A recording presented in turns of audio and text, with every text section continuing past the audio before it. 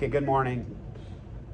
27, page 151. I want to see what eating in the gym is like, Young announced as she, All-Pro, and I made our way to school in All-Pro's new Ford Probe. The ink had barely dried on his driver's license. It's nothing very exciting, I said. It's just a place to hang out. Why don't you come and see for yourself? All-Pro turned a bit from the wheel to look at Young, who was sitting in the front. Really, she said, with a little squeal that was new to her. I hope she wasn't picking up any weird Iron River speech patterns. Can I bring Donna? Sure, whatever, he said. I had this semi-strange feeling that Miko liked Young and vice versa. I mean, at first I wasn't sure. I was just picking up some circumstantial evidence. For instance, Miko seemed to insist more and more that we meet at my house, and when we did, he seemed to always have an ear out for signs of Young, and Young always came home with this weird, hopeful, expectant look on her face. It was semi-strange, not really fully strange, because it was All-Pro. If it weren't any other guy, especially someone on the football team, I want to kill him. I mean, I'm Young's Opa, after all, and it's my job to look out for her. And to me, there's hardly a guy that exists that's good enough for her, especially not the guys in the locker room who seem to think you handle a girl the same way you handle a football. There are two of you, said Ram at lunch. Today he was wearing a shirt that said, 10 reasons why a beer is better than a woman. She's my sister, I said as menacing as I could. I think for the first time I noticed that Young is really pretty. I mean, really pretty. Even among all these blonde, buxom beauties around here, Young is just unique with her straight, glossy hair and awesome bone structure. I was glad all of a sudden that she dressed up on the frumpy side and hung out with quiet, smart girls like Donna. Could you imagine what life would be like if I had to be pulling jerks like Ram and Jimmy off her all the time? Young and Donna sat in the corner and ate together, like chipmunks. To my relief, the rest of the guys ignored them. Thanks, Opa, Young said as we walked back to our lockers together afterwards. I just wanted to see how the other half lives. Don't thank me. Mika was the one who invited you. Yeah, but he did it because you're his friend. She hugged her books to her chest. It's wild, Opa. I was just trying to write a letter to Sujin telling her how you've become this popular football star. Popular, dream on. Of course you're popular. I've heard girls talking about you. About me? What'd they say? Young laughed, sort of pushed me away. Your head is swelling as we speak. No, it's not. Come on, tell me. I just hear them talk about this football player or that is so cute, and your name comes up under the cute category. Girls say Rainey is really lucky. That's all I'm going to say.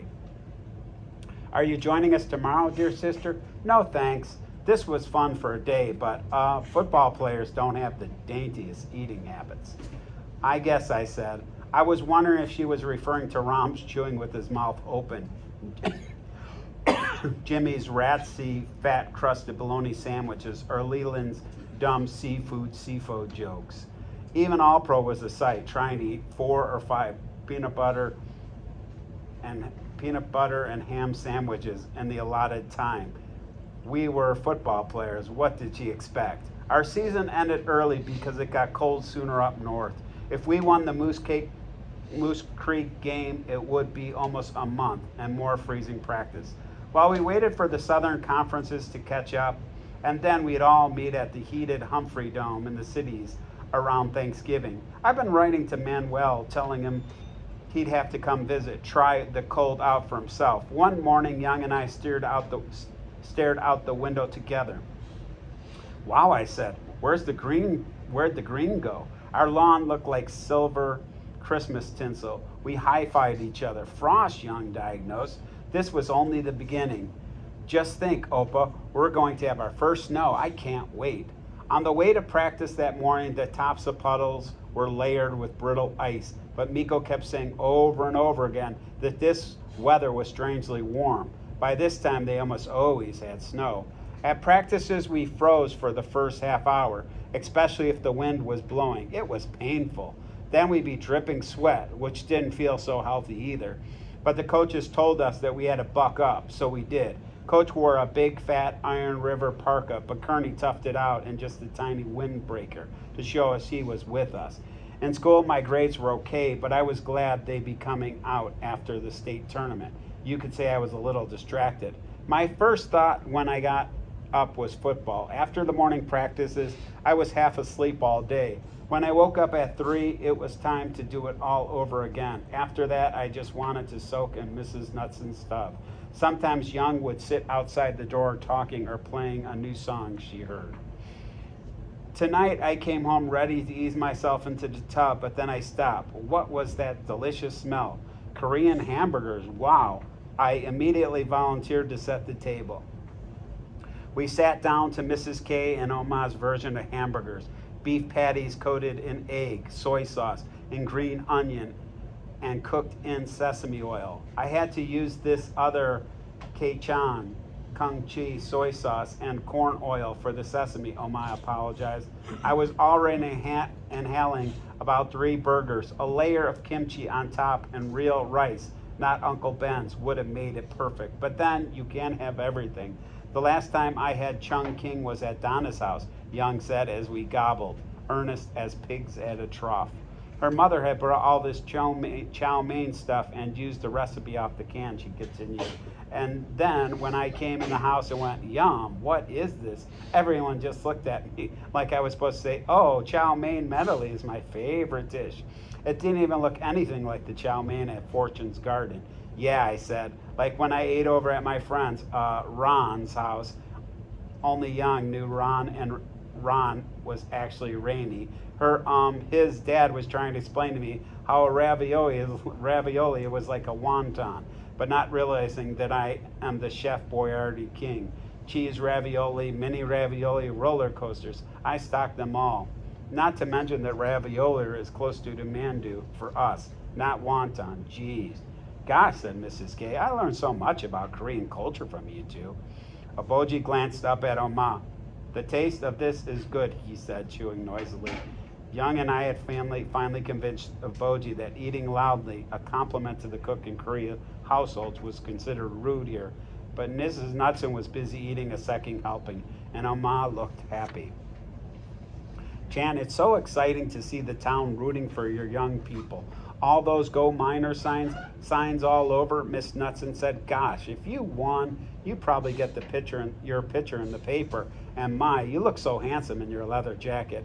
I nearly blushed. Mrs. Knutson had recently told Young and me that she and her husband had only one child, a girl, who had died in a boating accident when she was 5. Mrs. Knutson kept saying how nice it was with our arrival to have children in the house again. I was reading in the paper how people buy Go Miners merchandise in certain stores, Oma said, a thoughtful, concentrating look coming over her eyes. Oh, you mean the booster pins, Miss Knutson said. Last year they had little mittens, which were much cuter, but the pins are okay. I get mine at Sue's Sweet Shop. Would you like me to get you one? I was thinking we could sell some at the store, maybe other things. Aboji sat up and at the mention of the store back in LA. Oma had gotten this idea from talking to customers that the store should really carry Drano and Alka-Seltzer, not to be mixed, of course. Aboji deep-sixed it, saying no one goes to a produce store for those things. Oma, however, insisted. I think Aboji ordered the stuff just to prove her wrong. And when you know it, both Drano and Alka-Seltzer became bestsellers.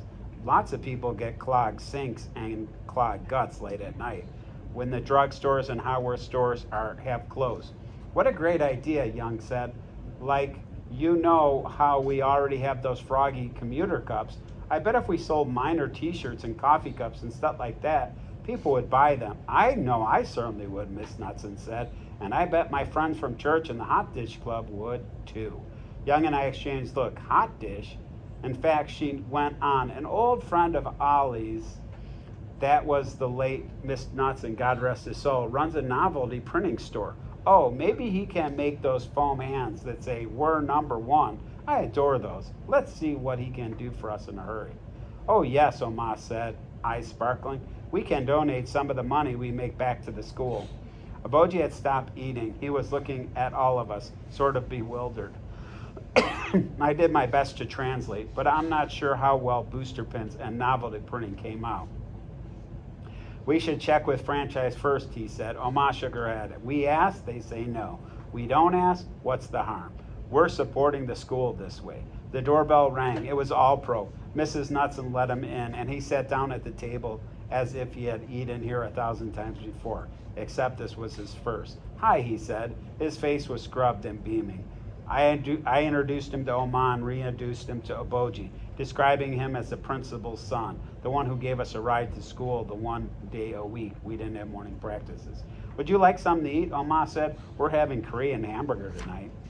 I just ate a full meal at home, All Pro said, but how can I resist something that smells this good? Oma looked just a tad smug as she got up to get him a plate.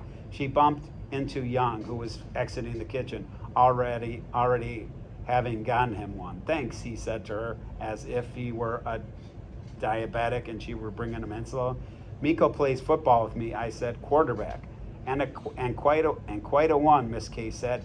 He played on varsity as a wee sophomore. I remember that game where you carried for over 100 yards and I don't know how many receptions. You have a fan, I told All Pro. Young and I did the dishes as we always did, and All Pro helped. Then we watched TV, all of us smushed on the couch. Young and All Pro sat together, their hips touching. I kept my eye on them, though. I really did. I never saw Young look so happy, ever. Until I saw her wearing All Pro's leather jacket. That is, on her 90-pound frame, it looked like she was wearing Godzilla's leather jacket. Where'd you get that? I said, trying not to sound overly sarcastic. I want to go out with him, like on a date, she said, her jaw set in determination. Yeah, right, I said. You don't tell Oma and Oboji that. Actually, I thought it. It would be good if she did. Maybe she could clear the way for Rainey and me to come out in the open. We had started making out in the dark corners at school just because any place out of the school carried some risk. I'd rather face the wrath, such as it might be, of Mr. Rippin than of Oboji any day. Well, what do you think I say? I shrugged. Maybe she'll surprise you. I don't know. Think so? I could tell she really wanted to be optimistic. You won't know until you tried. Young didn't wear the jacket home. I think she left it in her locker because when All Pro came to pick us up the next morning, she was wearing her thick down jacket. Meanwhile, he was freezing his patooties off in the same lightweight jacket he wore all fall. If you get pneumonia before the tournament, Coach is going to have your head, I advised him. Mind your own beeswax, buddy. Mind your own, Miko said. He sounded incredibly cheerful. But why not? Are we leaving here? Yep.